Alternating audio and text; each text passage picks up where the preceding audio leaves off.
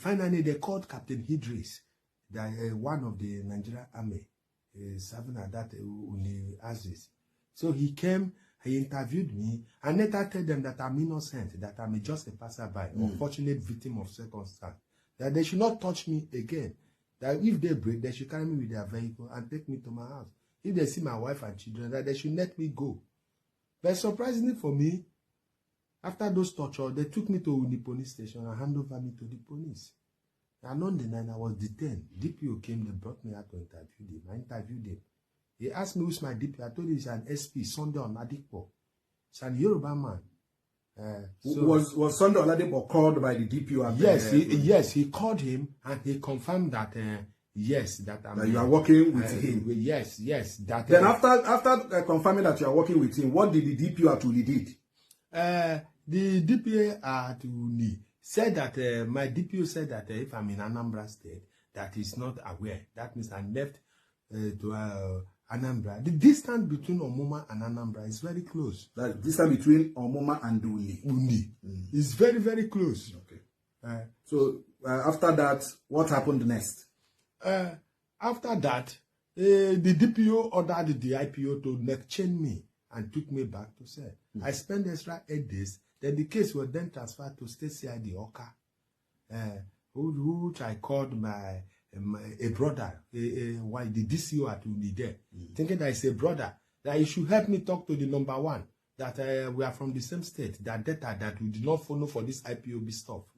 Then what he answered me, that I have a bad luck, that I would have died yesterday than to be alive to embark on. Your fellow police officer was telling you this. Yes, I should have died so that I will go and rest than to be alive to embark on this journey that I'm going to embark. Then finally you went to Oka. Finally, I was taken to Oka. Then they tried all their best, all their investigation that they did. But who was your IPO? My IPO said that his name is Inspector Chibo, that he is the most wicked IPO in Anambra State. He told you this? Yes, that he dismissed 4 policemen last 2 years and they are in Amobia prison yard. That I should be warming up to join my counterpart at Amobia prison yard. That I'm not the first policeman. And what was your reaction? Then my reaction is that I told him that I'm from Delta, that I be Aboman, that Aboman can never die for what he does not know. That is what I know that will kill me. That is what I believe in my place. That I don't know anything. I'm just an unfortunate victim of circumstances. Then finally, on the room trial was conducted by police. There was no evidence to prove the allegation leveled against me. How many days almost did you spend at CID Oka? Finally, I spent 11 months and 3 weeks. 11 months and 3 weeks? Yes. Which the DC that was releasing me was telling me that he's not the one that hold me. That he's just 2 weeks old in Anambra State. That, but he have seen my case file and see that I committed nothing. That he said that I deserve not to be in the cell. And even I have been discharged.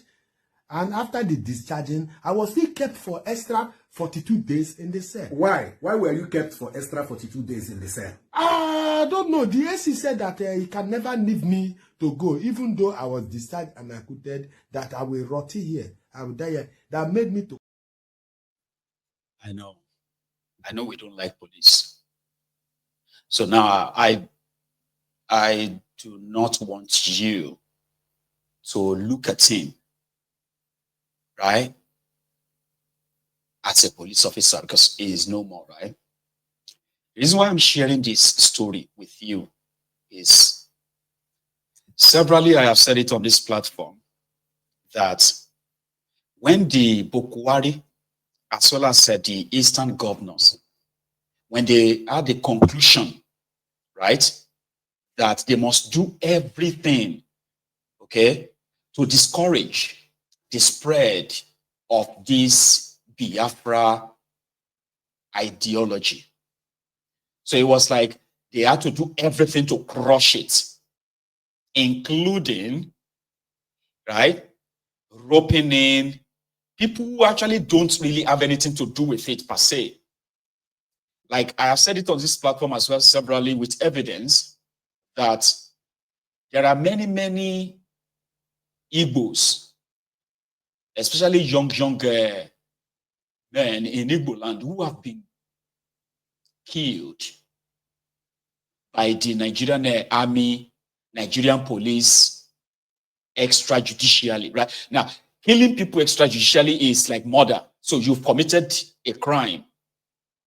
But with this arrangement between these Igbo governors, Igbo politicians, Igbo elite, and Bokuwari, not like it is written though, but just, contextualize it. What I'm trying to tell you here, right? To cover up for any murder, any killing, any extrajudicial killing done by the Nigerian police, Nigerian military since 2015 in eastern part of Nigeria, all you have to do is to come out and say that person is IPOB. That's all you need. And then it won't be called murder anymore. It will be classed as you just doing your job. Now you see that guy, a police officer who got locked up for nearly a year. His story is also similar. And I am glad I am able to share that with us this evening, because sometimes there are some certain things I will say to you on this platform that only few of you can possibly decipher that. Like sometimes you probably look at me and say, my ego, calm down. That can't be true. Because I only said it, and I didn't bring you the victim of it. Innocent people have been killed in eastern part of Nigeria, starting from the December kidnapping of Nnamdi Kanu in 2015. And they've done so well that there are those who believe that, you see, whatever it is they are doing to the IPOB members or to anybody in that manner, and if they call them the IPOB, they deserve it. There are Igbos who believe that the insecurity in eastern part of Nigeria is orchestrated by Nnamdi Kanu, all right, by IPOB, because they were told to believe that. And because of that, right, because of these politically sponsored killings, terrorism in eastern part of Nigeria, but blame it on IPOB and all that, that simply means that anyone who is picked up, accused of being IPOB is a fair game. They won't stand any real trial. They won't stand any kind of like, to prove themselves or not. No. You are condemned. This is the reality in eastern part of Nigeria. Nnamdi Kanu started the ESN, Eastern Security Network. Their job, they're like the forest rangers, okay? Forest rangers are those who actually work inside the forest. Their job was to go after the Fulani terrorists like these ones in the forest. Nanambra kahani rugari ya buka na town. Wana odibias kana achogari godi until achogari cha dibia ndi dibia. We marazie ndi nka bro menace we have our priority nenu ime town okwa de here. Taka hasa atasisi hende mmadu. Original mili ati original mili eme abebere oya ba our problem. Oya go our problem. That was the life, or should I say that is the life that the Fulanis or Fulani terrorists in Nigeria want us to get used to. The life of humans and cows, the life where cows, right, actually have more value than humans. Nnamdi Kanu saw that years ago, and he started the ESN. So the ESN was supposed to keep the farmers in eastern part of Nigeria safe on their farm.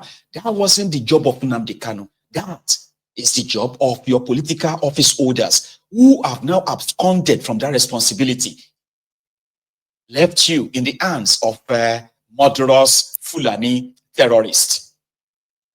So Nnamdi Kanu started the ESN to ward off these criminals, never to have the audacity to even driving their cows into the towns of Igbo land. It upsets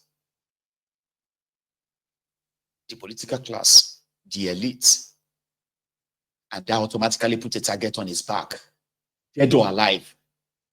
Bukwari wanted Nnamdi Kanu as a trophy.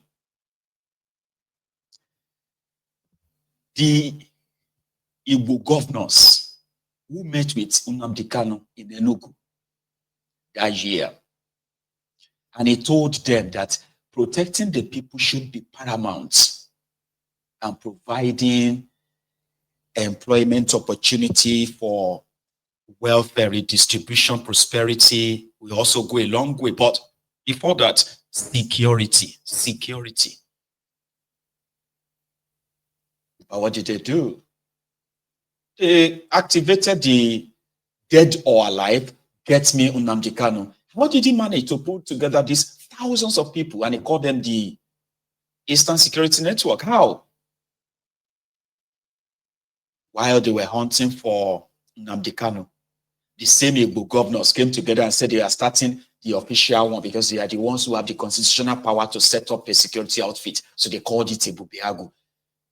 Remember, the reason why there was a need for homegrown indigenous security system was because the police has failed, the military has failed, police had failed, the government had failed, and now they had to create an alternative security platform to at least protect the lives and properties of the people, right?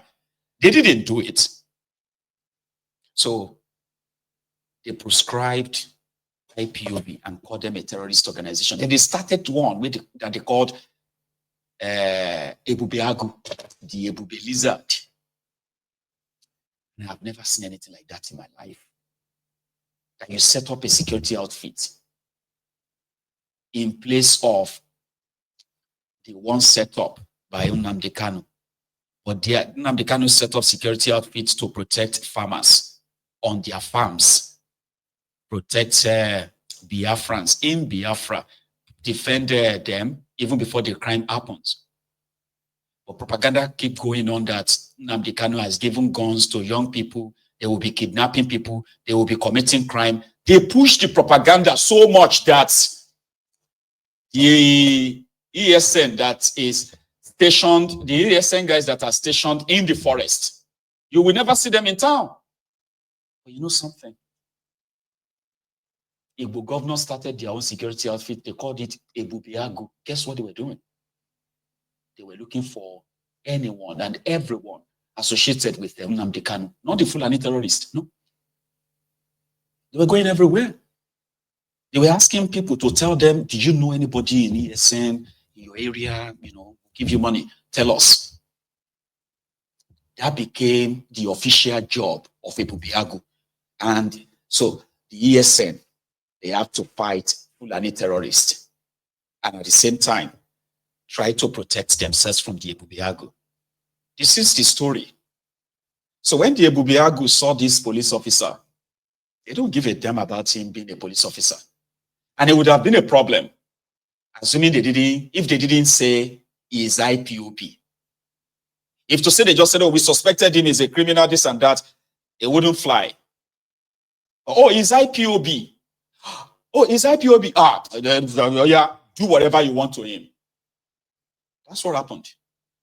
I'll let him finish. Here, I would die here. That made me to contact one pastor Nyeka at Newi. I wrote a prayer request where I was in the cell. Okay, the pastor prayed for you? Yes, he prayed for me and asked me to embark on fasting, 7 days fasting, which on the 6th day, God answered the prayer.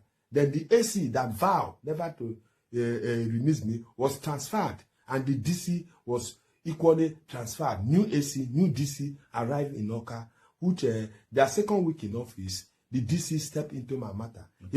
My case file came to his table, and he found out that I committed nothing, that they are just unlawfully detained. And that you have been discharged. And I've been discharged. Why am I still in the cell? Where was the file found? Because you told us that the file was found at the dustbin. Yes, at the dustbin inside the AC office that packed away from that office. The former AC there? Yes. My file was not with other file. Okay.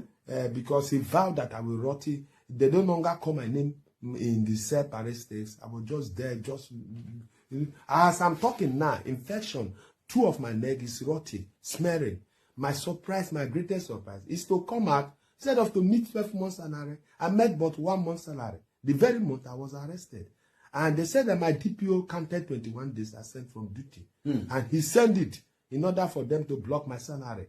And he said that he want to remove his hand and remove his head from this matter. Maybe having it in mind that... So finally, when you were released and when you returned, you met only 1 month's salary instead of 12 months. Yes. Up to now, they haven't paid me. This is almost 20 months. I haven't been paid. Look at how I look. Up to now? Up to now. After you have been released? Yes. Up to now, I'm very sick now. My body, my infection that I contacted, my manhood, my neck, if I come out my canvas, it's smelling, flies go, they touch my neck. Look at me. Whenever I look at my neck, I caused the very day I joined the Nigerian police. No. I caused the very day because I've suffered for them for 23 years. The payback is to suspect me to be an IPOB member. How can I be an IPOB But member? were there other police officers that were accused of being IPOB members Yes, while you were in the cell? Yes, I met some policemen in Anambra State there that were accused. How many of you? We were about 11 policemen. But finally, I was the only one that... You are the only one that survived. was survived and discharged and acquitted that was innocent. Of the accusation? Yes, of the accusation. Have you written to maybe the Commissioner of Police, Imo State, or any other police hierarchy about your salary that is yet to come? I've gone to them to explain to them, not that I've written, like the former PA to the CP, Anas. He said that there was a time my signal came to his table by my DPO, and he advised my DPO to go back with the signal, that let them wait for Anambra Bandit, because Anambra have sent a signal to Imo State to confirm whether I'm a serving member of Imo State Command. And what is the verdict?